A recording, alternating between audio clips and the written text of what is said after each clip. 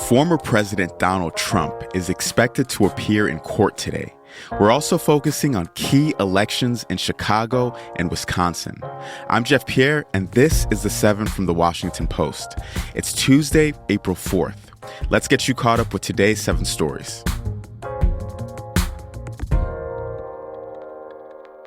First up, a New York grand jury made the unprecedented decision to indict Donald Trump last week. That means he's charged with one or more crimes. The panel had been hearing evidence related to hush money paid to an adult film star during Trump's 2016 campaign. This afternoon, he's expected to turn himself over and appear for an arraignment. An arraignment is the first appearance before a judge after an arrest or surrender. Trump will learn the specific charges against him and probably enter a plea of not guilty. A judge also typically sets the next court date, along with any bail requirements. Trump will most likely be released without paying bail. All of this is historic. It's the first time someone who served as president has been charged with a crime. Number 2. Chicago will choose a new mayor today. 2 Democrats, Paul Vallas and Brandon Johnson, advanced to a runoff after February's election. The incumbent mayor, Lori Lightfoot, was pushed out. Vallas is a former chief executive of Chicago Public Schools. Johnson is a Cook County commissioner. The runoff is expected to be tight. The 2 candidates offer sharply different strategies on crime, which is the main concern for voters in Chicago. That's the nation's 3rd largest city.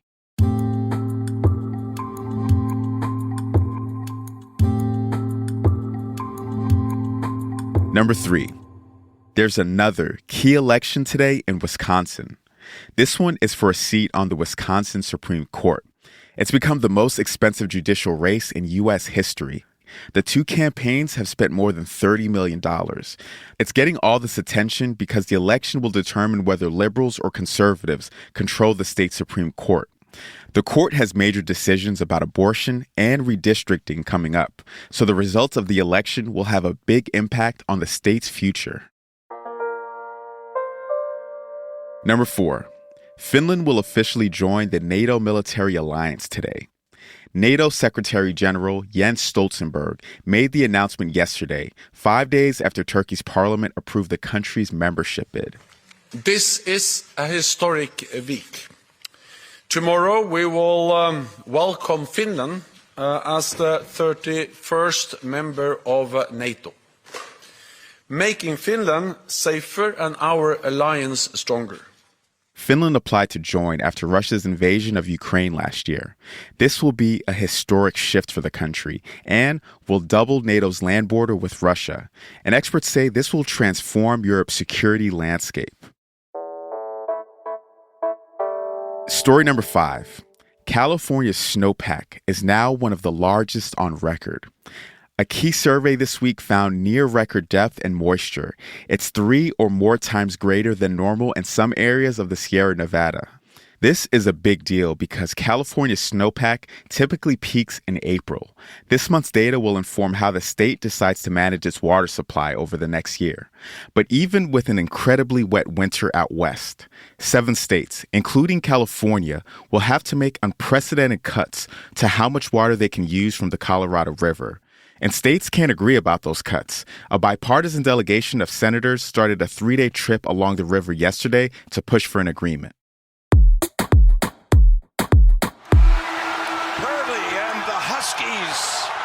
Have their dreams come true.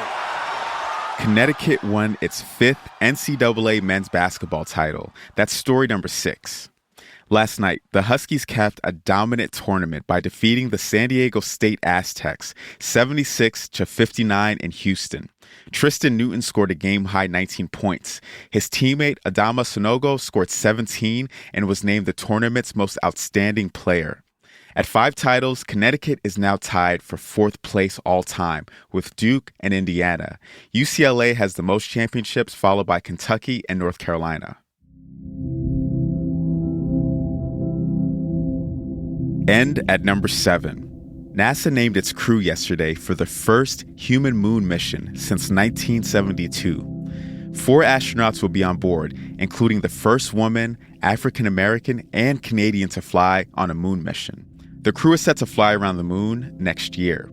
The voyage will test the new Orion spacecraft before it's supposed to land astronauts on the moon in 2025. And just like that, you are all caught up. In case you didn't know, this podcast also comes as a newsletter. You can sign up by clicking the link in our show notes. I'm Jeff Pierre, and I will meet you back here tomorrow.